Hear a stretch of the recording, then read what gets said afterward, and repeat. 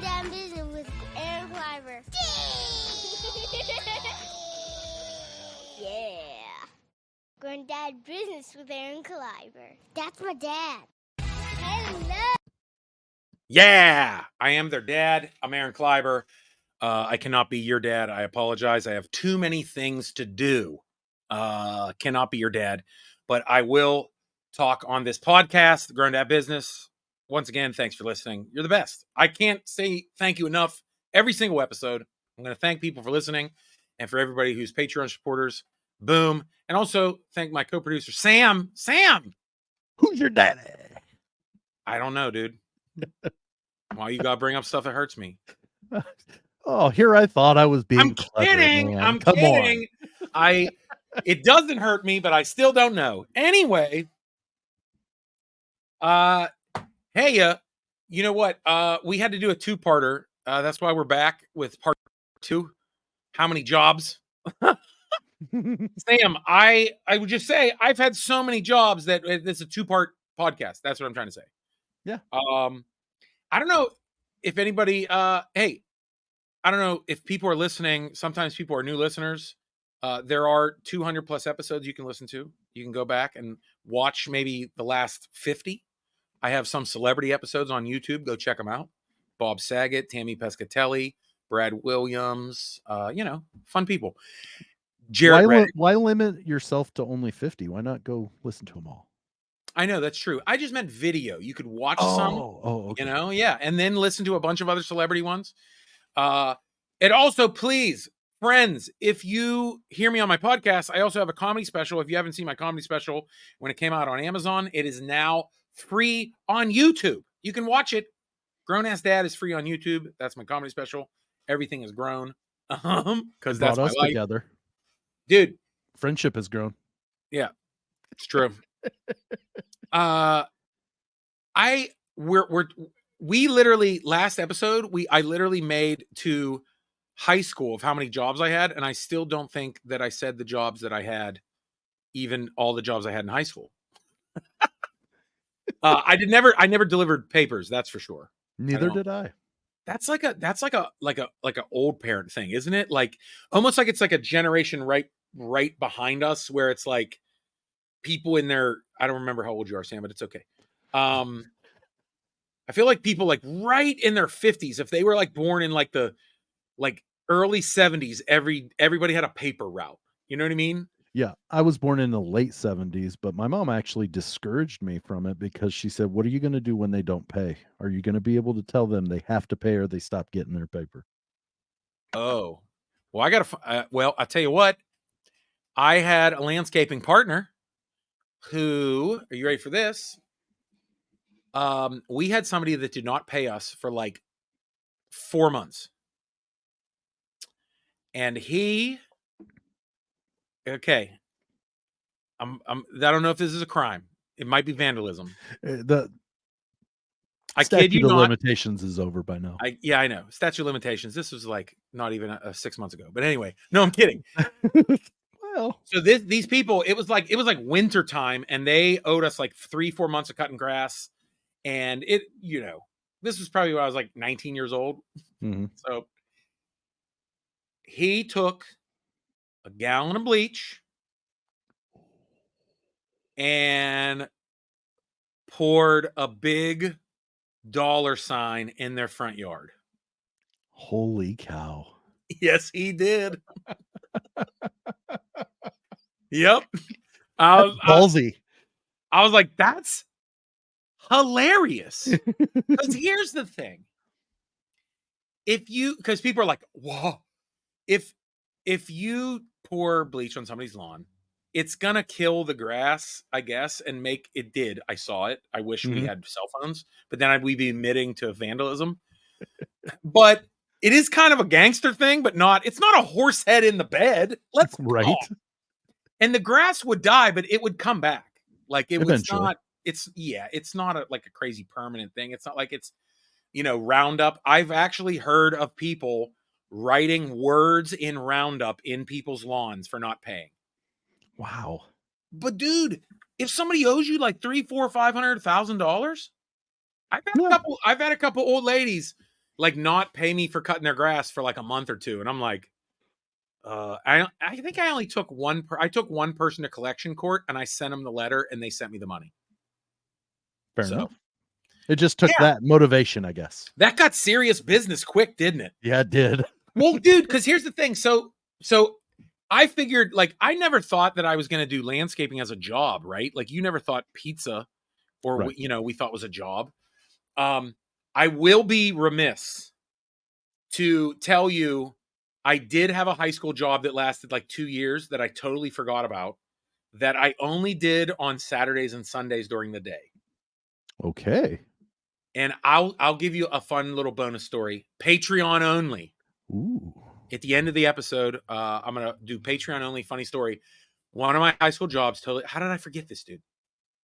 I worked at, because I remember because your first job was at Pizza Hut. Yeah. I worked my junior and senior year of high school on weekends at Discovery Zone. Oh, wow. It was like a Chuck E. Cheese. It was, without matter the of pizza. fact, they closed right after I graduated high school. Or no, midway through my senior year, I remember it was like February. My buddy that worked with me, he showed up to work and says, "We were bought by Chuck E. Cheese. Your checks will be in the mail." No joke. All the stuff was in place for him already. Yeah. He was like, "Hey, man." He was like, "Work's closed." I was like, "What?" Yeah. But I would tell you what, we made Pizza Hut there. That's where I learned how to make Pizza Hut. And if anybody's ever worked at Pizza Hut, it's the pumps on the disc of frozen dough, which is so weird and alien. And At the then, time that I worked there, we made our own dough. what? Yeah, and you had to let them, rise and Proof. everything. Yeah, proof. What? Yeah. Dude, by the time Pizza Hut was at Discovery Zone in, like, I want to say 97, Mhm. they would give you the frozen disc and you'd put it, it'd be like clink, clink Yep. in the pan. And then it was like large pizza. You'd read it, large pizza, 10 squirts of oil. Yeah. Oh, yeah. You'd be We like, would put "What?" like 10 squirts of oil in the pan, then put the dough in it, and it would proof. And it would proof, and it would poof up like a shrinky dink, Yep. like one of those you add water and it makes an elephant. Yep. And that was your dough. And then you put this, dude, weird. But dude, I have actually a couple funny stories from Discovery Zone. I'm going to tell Patreon only. It was a lot of fun. Oh man. I got some good ones. I've got one from my Pizza Hut, I can tell. I love it. during Let's that do it for time, too. Patreon. I love Yep. it. Fair. Dude, save it for Patreon. Save Patreon, I it. love you. Especially Corey and Shaidan, GDB champs. Dude, but here's the thing. There's things you do in high school that, like, what leads you to a job, you know what I mean? Obviously, I was able to run around and make movies, being in the video club. I was able to go on stage and do theater. And that's like, I continue to make videos and act, throughout my entire life. That's always been the through thread, that I've always done, that ended up, I am doing what I'm doing, Right. making and acting and, making people laugh. But dude, what really drove me was I went to film school my first year. I don't know if people know this. I went to Point Park University for film and acting. And it was boring as hell. Boom. And we're back. Had to take a pee break. That's what we had to do. Really random thing. Actually, a random thing happened where there was a mailman on my porch and couldn't deliver these packages for my son's birthday, but I was home and he was on my porch. He was hopeful. It was weird. So anyway, what I was trying to say before we took a break was that, like, I did not like film school. Like, that dude, it was just like, I love making movies. I love making people laugh with my videos, but they wanted me to learn Shakespeare for acting. And they wanted me to cut up 16 millimeter film and 8 millimeter film for filmmaking. And I'm like, I just got a digital camera now. Like, so honestly, I really liked working with kids. I worked the after school program. I worked with some kids at church, at camp. And I'm like, I kind of want to help kids. And my wife, she wanted to go into education. And so my wife was going into early childhood education. And were you married by this time? No. Okay.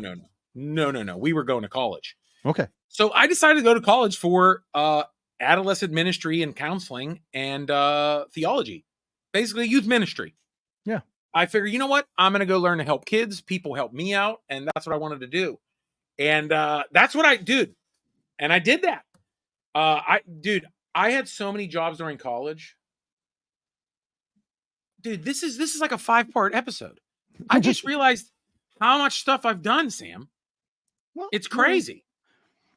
You're a man Because of during mystery. college, check this out. I was still driving home to go work on landscape stuff, okay? And then during college, I worked for a semester. I washed enormous pots in a room that was a wash tub. Do you know what I'm talking about? Yeah. It was like a dish room that was literally the entire room was for washing huge pots. Yeah, draining the floor then? Yes. Like Oh, you had to wow. wear a suit and because they made food for college. Okay. It was like these huge pots. It was like they were cooking for armies in like the Mongols. You know what I'm saying? Like it was great, dude. I did that. I videotaped practices for a football team in college. Mhm. I was on the landscape crew for a couple semesters, blowing leaves at 6 a.m. I'm sure that made a lot of people happy. I know, right? But then I guess what I settled on was a student activities, which basically was events and promoting. And I learned a lot about that for when I would go into live entertainment one day. 5. Yeah. That's a lot of jobs in college, man. Yeah. I had a lot going on. And I was still, at that time, I was still started interning at a huge church doing basically like upfront stage stuff, games, like being a program director guy. Yeah. So I was doing all that. And out of college, that's what I was doing. A lot of people don't know that. Not to mention you were also going to college. Yeah. I was also going to a very hard college. Yeah. Makes sense. I don't know how I did it. Adderall, but who knows? I don't know. The Lord. My wife also went to that college. She transferred there, so she's a help, you know. And I had pretty awesome roommates, you know. But so that really led me to my first career, which was youth ministry. And I worked with a couple different nonprofit organizations, basically doing entertainment for camps, just like Saturday Night Live skits for kids.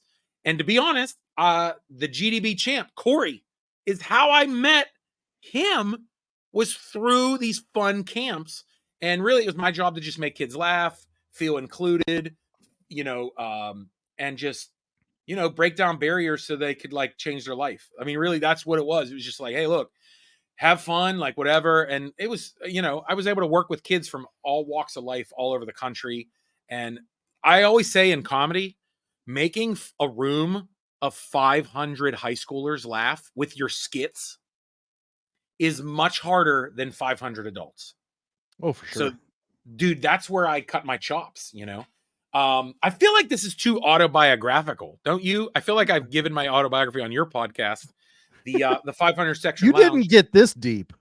Well, I'm thinking about so many jobs, and once I start thinking like chronologically, I'm like, oh my gosh, did I really do that too? You know what I mean?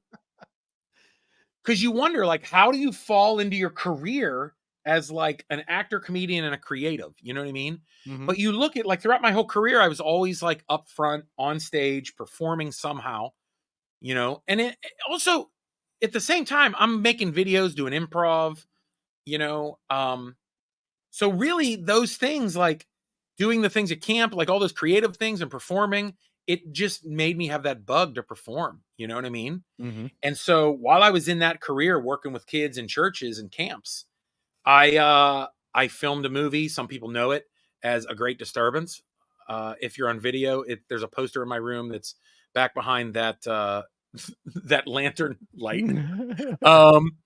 But that is the movie I filmed with my friends. We made it together, and I was like, you know what? I think I should be making movies and making people laugh. Like, I think I should like make people laugh. This is, you know, once I saw audiences laugh at me on screen. I was like, I'm selfish. I want more of this, Yeah. But Yeah. Well, you know what? it's a But you drug can't. almost.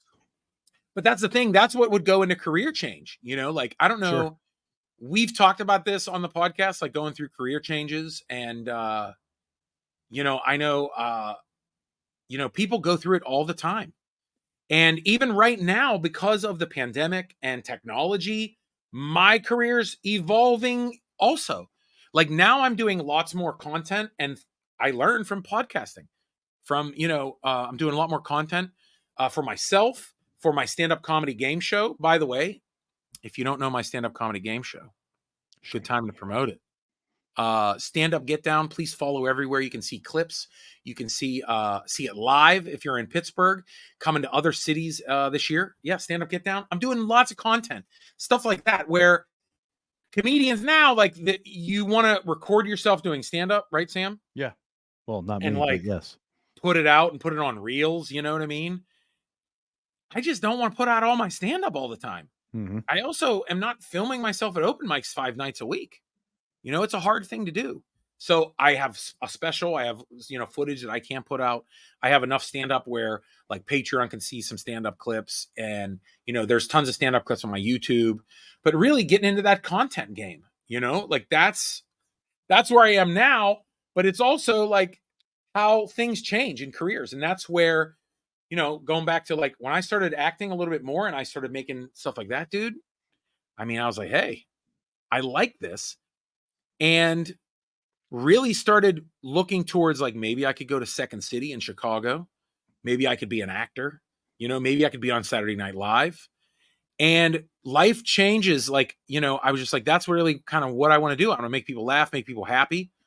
And at that point, I was married for a little bit. I was married for 4 or 5 years. And my wife is like, hey, you're following your dreams. I would like to have a baby in a house. And I said, I want that with you too. And that's part of my, like, biography. Like, really, like, I took classes in Second City, Chicago, back and forth. I literally would go to class and then go back to Pittsburgh and, like, build a retaining wall, or, like, work at a camp with kids on a weekend and then go back for, like, 3 classes in Chicago. Like, it was, That's not a like, short drive either. oh, baby. Oh, I got that down to whoo. I remember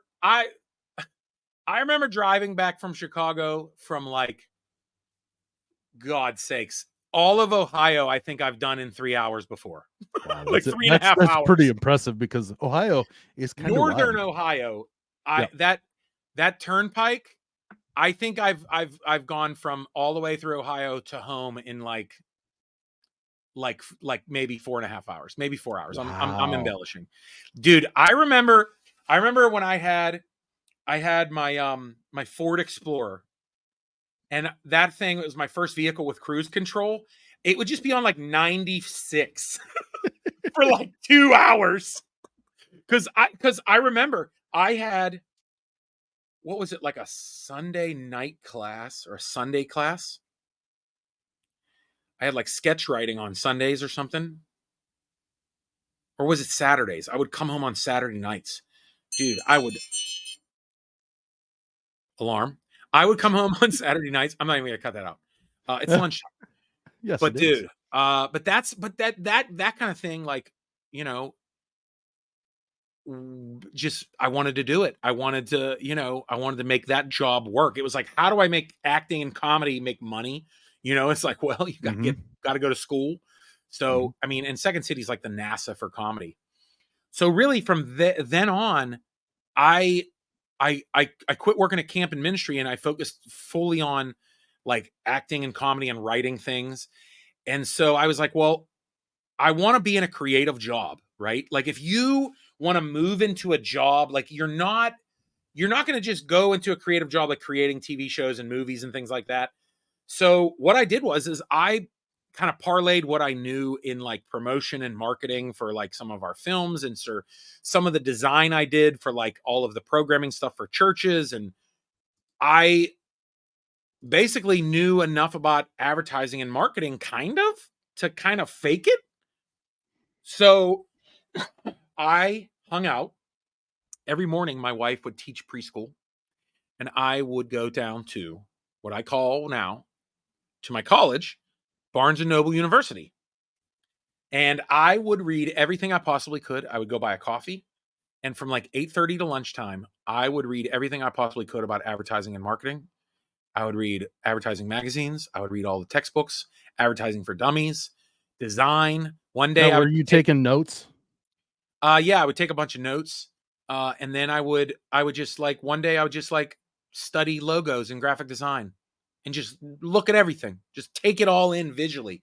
Mhm. And so that's kind of like, I say that because all of that kind of stuff has always followed me. Also, that kind of creative work with everything I've done in acting and filmmaking, I've always kind of had that creative thumb on things that I've done, making all my own graphics, doing all my own video and things like that. And it just kind of makes you like reach a point where all of that, where I am, where my am now is like, you know, it's like all the creative work I've done and all the performing I've done have reached a head where it's like it's all helping each other.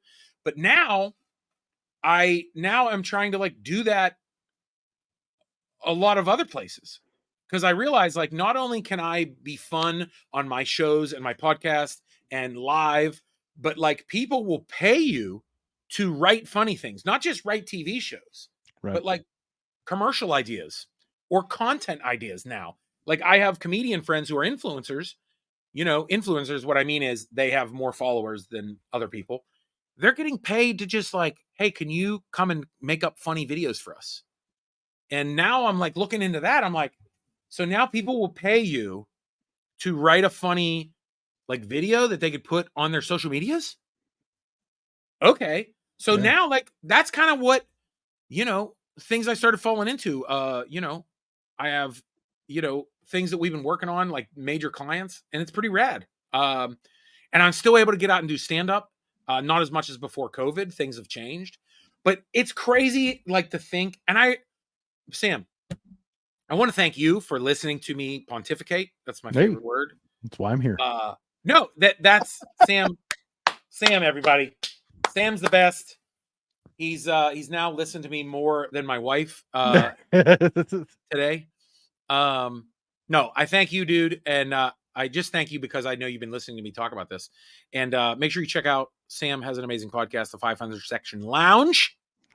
Check out those dads hanging out. Dude, I want people to go back. You had an amazing 9/11 episode. I know that We had sounds a like weird, two-parter. It was two-parter. that's a weird thing to say, but you Well, had such a, but no, really, you had on the 500 Section Lounge, just say real quick what you had for the two-part we 9/11 episode. had former NYPD detective Travis Myers, who actually had retired from the NYPD, but actually on the day of the attacks went to Ground Zero and worked for 6 straight days in a makeshift morgue in a Brooks Brothers. Amazing. Listen, that's the like you, Sam, you have some serious guests like that, and I in the past I've had serious guests, but I'm always like comedy. So Sam, you and the guys, you get into a little more serious stuff like that, and you have amazing guests. So go check out the 500 Section Lounge with Sam and his guys. But yeah, I think like why I mentioned that, I just say thanks because you know you're listening to me talk about all this stuff, and it made me realize like, man, I guess if you look back, like, are you where you're supposed to be? Like all those jobs, you know what I mean? Like, you know, Yeah, I think I'm there. yeah, I mean, or what it led you to be. I mean, Right. something that somebody always says that, are you where you are today? Would you rather be there today or where you were last year? Do you know what I mean? And that's what you always think of, is like if you're making progress towards your dreams, towards your goals, you know, your dream jobs. Yeah, I mean, I want to encourage people, literally do it. Absolutely. Rodney Dangerfield went back to stand-up comedy at the age of, I think, 41. He sold siding and gutters for 20 years because his wife wanted a house and a job and kids. And that's what it is, you know? And I'm so fortunate that like we've been able to do what we do and give, you know, my wife a house, you know, and kids, and like give our family what we want. So that's pretty rad. I'm excited for that. And I'm not able to do that without all the listeners. I want to thank you guys, all my Patreon supporters. Thank you so much. I could not run this show without you. If you couldn't, if you didn't support the show, I could not do it. I couldn't. That's just where we're at. But I'm doing it because people like Sam and his guys have encouraged me to do it. And all of you followers, I appreciate you guys. Patreon, I'll see you in a minute. I'm going to tell you a story about Discovery Zone. 2 stories. One fun one disgustingly funny. Okay. It's amazing. You guys also check out growndadshirts.com. My Be Kind, Be Funny shirt, homage to the Beastie Boys, the Jesus crossover to the devil, all my funny shirts that I love, growndadshirts.com, including the one I'm wearing in the video. If you see it, children rule everything around me, homage to the fam. Wu-Tang is always for the children. Just want to mention. Patreon, we're coming. I can't wait to tell you a story. Everybody else listening, friends, you can check out the podcast video a week later on YouTube, I believe. I don't remember what I'm doing. But you definitely can check it out. If you make the smallest contribution on Patreon, you can watch the whole video. Watch me and Sam. You guys are the best. See you on Patreon. Peace. I always forget the intro, the song. Okay, to intro us out. Redo it, and I'll we're playing it because they're my friends and they know that this is what. Peace out. We're peacing out. Played out. Kid Mental. At Kid Mental. Peace, Sam. Peace. We did it right This time.